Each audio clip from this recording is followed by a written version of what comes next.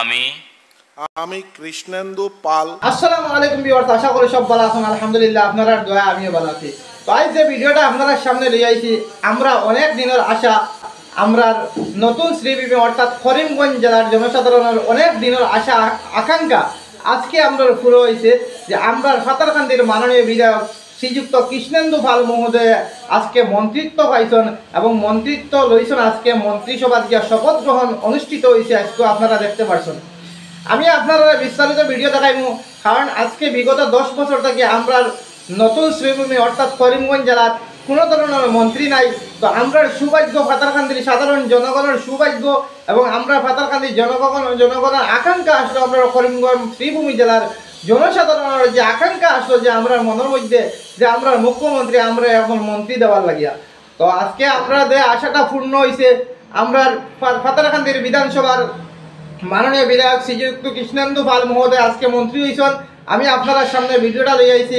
আশা করি আগামী দিনে আমরা করিমগঞ্জ অর্থাৎ শ্রীভূমি জেলার যে কাজকামগুলো অনেক সুন্দর মতো হইব, এই আশাগুলা আমি আমরা মাননীয় বিধায়ক শ্রীযুক্ত কৃষ্ণেন্দু পাল মহোদয়ের কাছে রাখি। আর বিশেষ করে অন্য একটা ভিডিও লিয়ে আইমু আমি আপনার সামনে মাননীয় বিধায়ক কৃষ্ণেন্দু পাল মহোদয়ের উদ্দেশ্যে লিয়ে আইমু একটা ভিডিও।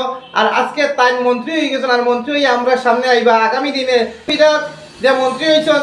আমি সর্বপ্রথমে আমি ধন্যবাদ জানাই আমরা আসামের মুখ্যমন্ত্রী শ্রী হিমন্ত বিশ্ব শর্মা মহোদয়কে ধন্যবাদ জানাই এবং আমরা মাননীয় নবনির্বাচিত যে আমরা মন্ত্রী মাননীয় ফাতারকান্দির মাননীয় বিধায়ক শ্রীযুক্ত কৃষ্ণেন্দু পাল মহোদয়কে ধন্যবাদ জানাই যে আমরা কাছে তাই মন্ত্রী হয়ে আইসন। তো আজকে ভিডিও লাগাইছি, আপনারা ভিডিওটা দেখিলেন কিভাবে মাননীয় বিধায়ক কৃষ্ণেন্দু পাল মহোদয় বাংলাতে শপথ গ্রহণ করছেন। আপনারা শপথ গ্রহণটা দেখিলেন, এখন বিস্তারিত ভিডিও তখন দেখে ভিডিওটা অন্যরা দেখার সুযোগ করে দিবা। আমি কৃষ্ণেন্দু পাল ভগবানের নামে শপথ করিতেছি যে আইনত প্রতিষ্ঠিত ভারতীয় সংবিধানের প্রতি দৃঢ় বিশ্বাস ও আনুগত্য রক্ষা করিব। আমি ভারতের সার্বভৌমত্ব ও অখণ্ডতা রক্ষা করিব। আমি আসামের মন্ত্রী হিসাবে আমার কর্তব্য বিশ্বস্তভাবে ও বিবেকপরায়ণতার সহিত সম্পন্ন করিব এবং আমি ভারতীয় সংবিধান অনুযায়ী ভয়, অনুগ্রহ, প্রীতি বা বিদ্বেষ মুক্ত থাকিয়া সর্বশ্রেণীর লোকের প্রতি ন্যায় আচরণ করিব।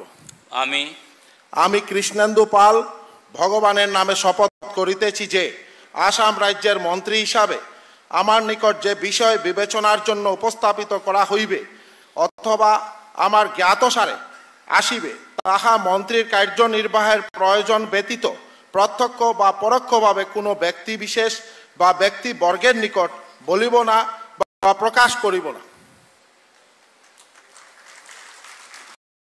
তো আশা করি আপনারা ভিডিও দেখছেন। ভিডিওটা ভালো লাগলে আপনারা ভিডিও শেয়ার করে অন্যরা দেখার সুযোগ দিবেন, নতুন হলে আমার পেজটারে আপনারা ফলো করবা।